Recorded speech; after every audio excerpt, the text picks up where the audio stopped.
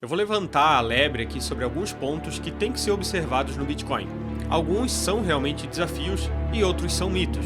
Ainda assim, com esses desafios, isso não chega a ofuscar o brilho da moeda. Vocês sabem, eu tenho Bitcoin, gosto do ativo, então o objetivo aqui não é tacar pedra, e sim é levantar o que a gente precisa estar observando, tentar fazer uma análise imparcial, além de agregar conhecimento para você que gosta da moeda e da tecnologia. Eu listei aqui 4 pontos, não é papo de youtuber que tenta segurar o espectador, mas de fato o último é o mais interessante aqui porque é o mais difícil de prever. Ele envolve um futuro aí um pouco mais de longo prazo. Além disso, falar de problema de Bitcoin geralmente gera um debate, então se você não concorda com alguma coisa que eu falei, se eu esqueci de falar alguma coisa, deixa no comentário, se for interessante eu vou fixar no topo. E começando então, o primeiro ponto aqui que eu deixei separado foi a questão de pools de mineração e centralização da produção de chips. Mas para ser sincero, volta e meia esse tema acaba ganhando um pouco de importância, mas sinceramente eu acho ele um mito, então eu vou colocar aqui ele como um falso problema e eu vou te explicar por quê. A crítica aqui é de que o Bitcoin não é de fato tão descentralizado como se fala, tá? Indo mais a fundo hoje, o Bitcoin é sim a moeda mais descentralizada quando a gente pega a questão dos nodes. Eu vou colocar aqui para vocês o site de quantos nodes atualmente tem na rede do Bitcoin. Dá uma olhada aqui, são quase 20 mil nodes, tá? O que significa isso? Nodes é pessoas que estão rodando, mantendo a blockchain 24 horas, 7 dias por semana, com uma cópia da blockchain validando transações. Outro detalhe que esses nodes operando aqui de forma privada são os nodes identificáveis, tá? Os nodes realmente conhecidos, mas estima-se que o número é muito maior, né? Mais do que 50 mil, porque tem algumas pessoas que utilizam ali de mecanismos como a Redditor, que você consegue lá através do navegador Brave de forma fácil, onde tenta driblar essa identificação para ter um pouco mais de privacidade. Em comparação aqui na rede do Ethereum atualmente são quase 7 mil nodes, então veja que a quantidade de nós da blockchain do Bitcoin é muito maior do que, por exemplo, do Ethereum. Mas a questão que volta e meia é criticada é sobre essa centralização das pools de mineração do Bitcoin. Se a gente pegar aqui no site da Mempool, as 10 maiores pools, elas praticamente dominam aqui o mercado de mineração. Além da questão das pools, que a gente vai falar um pouquinho aqui, tem a questão também da centralização da produção de chips, que hoje é concentrada, assim como no mundo inteiro, né? A produção de semicondutores é tudo muito concentrado na TSM, a Taiwan Semicondutores, que fica lá na ilha de Taiwan, que sempre tem aquele risco de invasão da China. Então é ela que produz, né, os semicondutores que vão nos chips utilizados específicos para a mineração do Bitcoin. Então existe também essa concentração na questão da produção dos hardwares que são utilizados, né? A TSM está tentando aumentar, diversificar um pouco mais a nível mundial essa produção, mas ela ainda não conseguiu. Ainda está bastante concentrada lá em Taiwan. E na questão das pools, para você entender, a pool, né, traduzindo do inglês em piscina, é uma piscina de poder computacional. Os mineradores se juntam o poder computacional, o hash rate, para aumentar a probabilidade deles minerarem o próximo bloco. E daí, minerando, eles vão receber a recompensa, as taxas, e vão ratear, né, vão dividir. Então, apesar de ter essa concentração, existe a preocupação dessas pools se juntarem para tentar fazer um ataque ao Bitcoin, ou quer mudar as regras do protocolo. Isso já aconteceu no passado, né? No passado, a Bitcoin Cash foi resultado disso, né? Um grupo de grandes mineradores, exchanges, queria aumentar o tamanho do bloco para caber mais transações. Isso iria tirar um pouco da descentralização da rede, então os pequenos mineradores não aceitaram e continuaram rodando os nodes da blockchain antiga. Então isso gerou um hard fork, onde gerou ali a moeda Bitcoin Cash, que só foi perdendo valor. Como essa alteração ali do Bitcoin Cash, essa alteração do protocolo da blockchain, ela não trouxe ali o princípio de descentralização, que era um dos princípios lá criados por Satoshi Nakamoto, a questão de um mercado não houve consenso e o Bitcoin continuou com as regras anteriores. Da mesma forma, isso iria acontecer aqui, tem mais de 20 mil nodes ali, que eu mostrei para você, que iriam manter a atual rede do Bitcoin. Então o Bitcoin ele é sim irreplicável e sempre vai ter uma cópia da blockchain em um daqueles 20 mil nodes ali que estão mantendo a rede, tá? Além disso, não faz muito sentido o próprio minerador tentar atacar a rede, porque isso faria, né, a moeda perder valor e eles são remunerados em taxas que são pagas com o próprio Bitcoin. Agora, a segunda, a usabilidade da rede do Bitcoin, tá? Então, o que eu estou citando aqui? Bitcoin, para mim, ainda é um pouco difícil de explicar, principalmente quando você pega para algumas pessoas, por exemplo, mais velhas da família. É difícil ainda você explicar toda essa descentralização. E aqui as exchanges tiveram um papel fundamental, né, em melhorar o layout ali, a interface de utilização para quem quer negociar criptomoedas. Assim como o mercado de wallets, né, que tem trazido wallets cada vez com interfaces mais fáceis para utilização. Além disso, a aprovação recente dos ETFs, agora em 2024, também ajuda, né? Tem pessoas que só querem se expor financeiramente ao Bitcoin, e isso daí, os ETFs são uma ótima alternativa. Mas daí, para quem quer ter o seu Bitcoin de forma descentralizada na sua wallet, fazendo ali as transações on-chain, isso daí acaba barrando aqui no trilema das criptomoedas, tá? O trilema das blockchains, né? Você sempre acaba tendo que priorizar dois lados desse triângulo. E no caso do Bitcoin foi a descentralização e a segurança.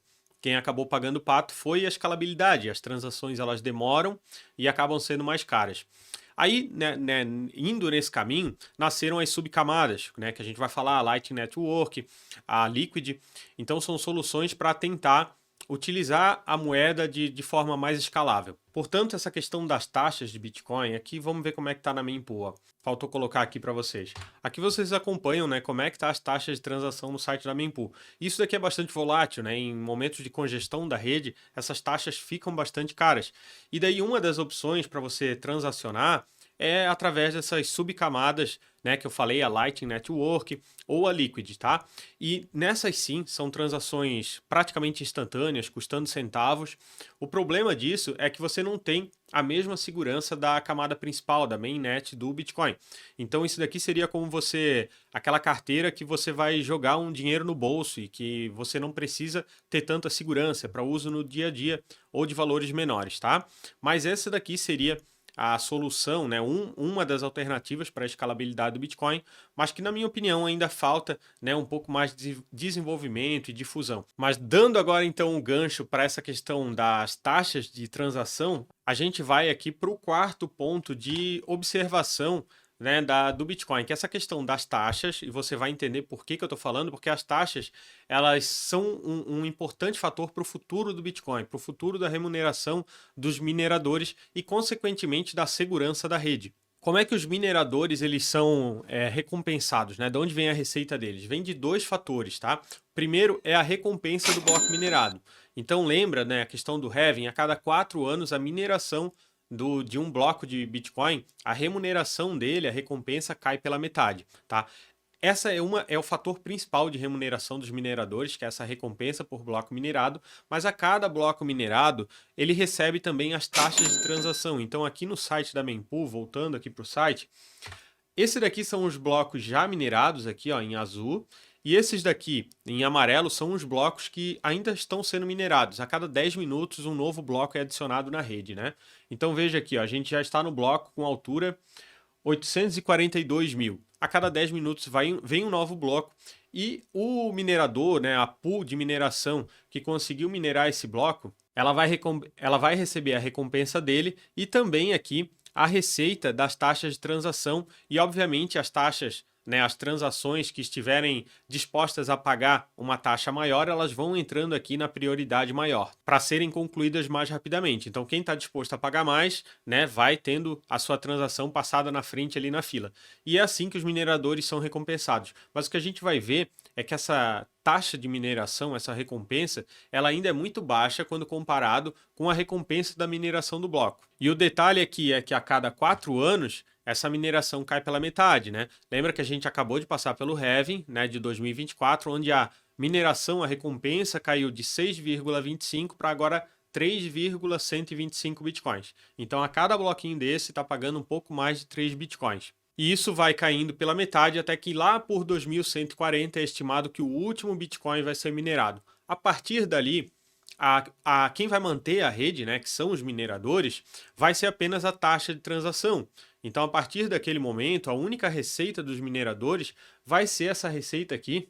Vai ser essa receita que a gente está vendo aqui, ó, 0,27, 0,32. Isso daqui também é bastante volátil e é isso daqui que vai ter que ser equacionado para manter a viabilidade econômica dos mineradores. Então, eu não sou minerador, eu sou apenas usuário da rede. Então, para mim, quanto menor a taxa, melhor. A questão que eu, como usuário, eu também preciso de uma rede segura, com hash rate alto, né, com poder computacional alto, e para isso, essa taxa tem que ser equalizada para ter interesse econômico dos mineradores. Esse site aqui mostra como é que está o hash rate da rede, né? Então veja que a gente pode pegar aqui, né, desde a criação do Bitcoin, né, como esse hash rate foi subindo, os 3 últimos anos, ele está sempre subindo. Por quê? Porque tem incentivo econômico para a atividade da mineração. Ele é estimado que para conseguir hackear, precisaria um poder computacional de 100 vezes a capacidade do Google. Então não faz nem sentido econômico, né? E é isso daqui que mantém a rede segura. Mas, novamente, se a gente observar aqui no site da Mempool, a gente pode pegar de olho aqui uma média. Nesse momento, cada bloco está pagando aí 0,25 bitcoins. Isso é menos de 10% da receita que ele recebe como recompensa, né? A recompensa é mais de 3 bitcoins, né? 3,125, enquanto que as taxas de transação agrupadas em cada bloco tá dando um valor menor.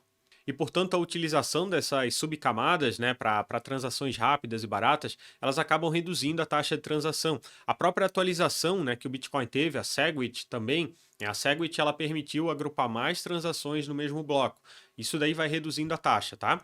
De um outro lado, a gente tem então agora, por exemplo, as NFTs que começaram em 2023, né, a ser negociadas através da blockchain do Bitcoin. Isso daí aumentou um pouco as taxas. O próprio preço do Bitcoin aumentando, os mineradores eles recebem em taxa de Bitcoin. Então, se o Bitcoin vai subindo de preço, a remuneração deles em dólar, né, vai também aumentando. Mas o desafio existe e uma teoria bastante interessante, tá? Bom, primeiro tem uma teoria que eu acho que jamais iria ocorrer, que é de no futuro, quem sabe, né, os mercados que dependem do Bitcoin, como exchange, por exemplo, ter que subsidiar a mineração. Eu não consigo imaginar isso ocorrendo porque é difícil você equalizar isso de forma justa entre os players. Mas existe uma outra teoria também, né? Não se impressione, mas em quebrar o número máximo de 21 milhões de Bitcoin.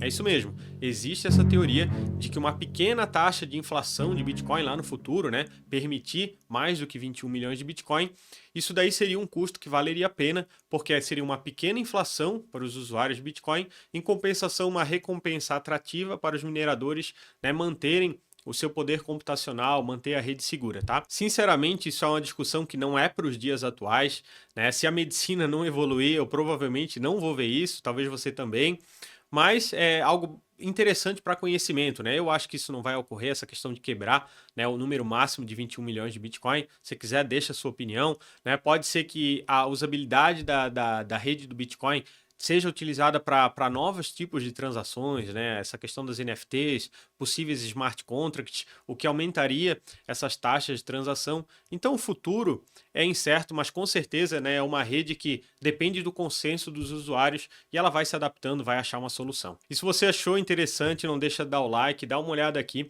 nos próximos vídeos que o algoritmo está te recomendando.